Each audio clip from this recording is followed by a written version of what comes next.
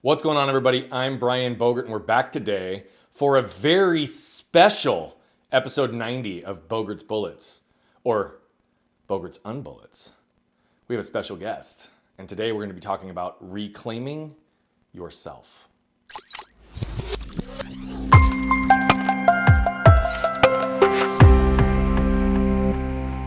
Hi, and welcome to what I am going to call a special edition of Bogert's Unbullets with me, Ashley Bogert.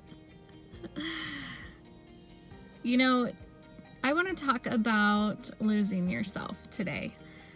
I have been on a journey the past probably year and a half, 2 years, longer if I look back. It just was slower going. And that journey has been a path of finding myself. I hate saying that because it always sounds so cheesy, but I think most people can relate. At one point or another in life, especially I feel like this is true for women, we can lose ourselves.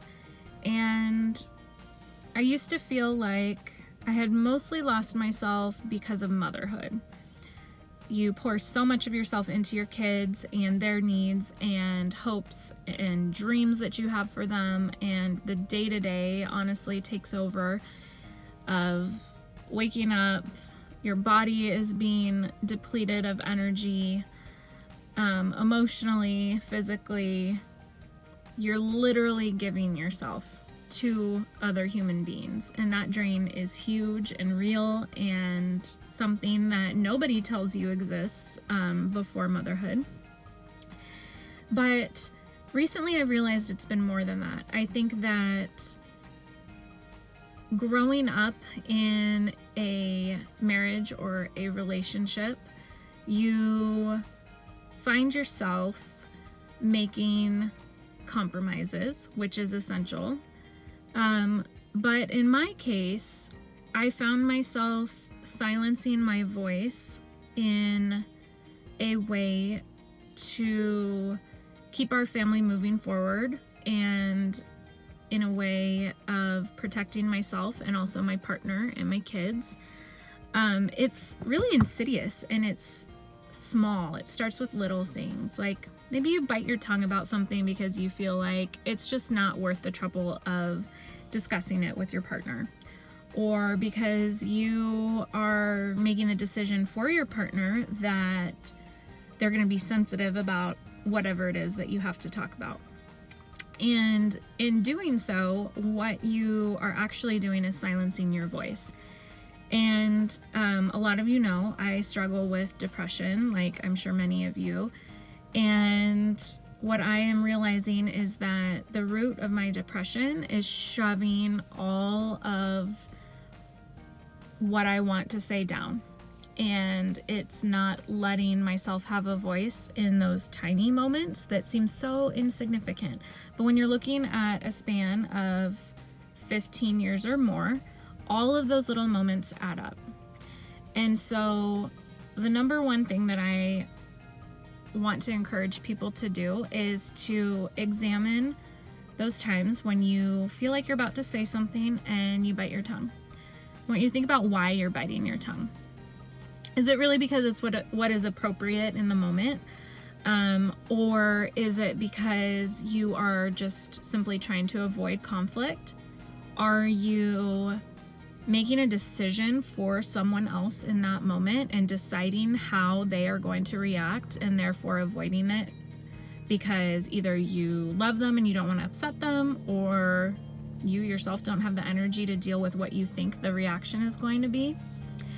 And I want you to know that those moments are just as powerful as those big moments, those moments where you realize that you can't stay silent and you let yourself speak. I want you to give yourself the permission to unzip your lips and find a way to express yourself even in the little moments. And if that means it's something that you have to come back to later, then I want you to do that. And I want you to start having those conversations with the people in your life, explaining that for yourself, you can't be quiet for those little moments and why maybe they see a change in you. It's about reclaiming your power, your voice, and getting to know yourself better and really trying to come to the root of your silence. I think that this can be powerful for anybody. I think it's powerful when you're in a relationship. I think it's powerful when you're not. And it's something that you can employ in the workplace, with friends. I think all too often we silence ourselves and we don't realize the cost of doing so. The other thing that I feel like is really helpful for me has been to think of myself and my energy as needing to be fueled. And I believe that all of us are beautiful creatures who need to be fueled by positive energy and light and love.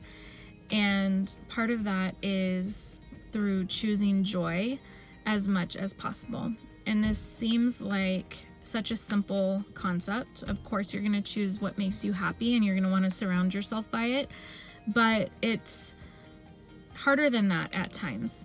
It is choosing to sit in the sun and feel the breeze, but also to think about what you're surrounding yourself with. Are you, at least in my instance, I find myself, when I have a long drive, I love to listen to crime and mystery books. But what I've realized is that those sometimes affect my mood. And I find myself feeling like more of a cloud or a darker space when I let myself indulge too much in those types of books, for instance. And so today I decided I'm going to try something. I'm going to listen to the soundtrack to The Greatest Showman, which my kids love and gets them like revved up for their day. And then I'm going to listen to something else, but it's going to be positive, upbeat, nothing too like slow or emotional, and I want to see how that makes me feel. And I feel great. I feel a marked difference in my energy, my general mood, and the lightness that I want to bring with me into my day. So I think that for the future, I'm going to hijack Brian's bullets, and my mini series is going to be about finding yourself, the journey that I'm on, and the journey that I hope you guys will come with me on as part of that process. And today's non-homework, because I don't believe in homework, I in fact hate homework, is to, number one, examine and just observe yourself silencing yourself. What does that look like? When does it happen?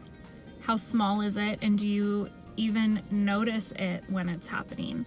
And then the second piece is choose something that you think will provide you with joy in the moment, something small, and make a change for your daily routine for, let's say, 2 days, and just see, does it change your flow of energy? Does it make you feel good? Does it feel like you're noticing different things about yourself when you let yourself do it? And check back in. In the meantime, I'm gonna go work on myself some more, and I hope that you find peace and beauty in your day, and I look forward to sharing the next piece of my journey with you. I will honor Brian and his sign off. So until then, I encourage you to be great and be you.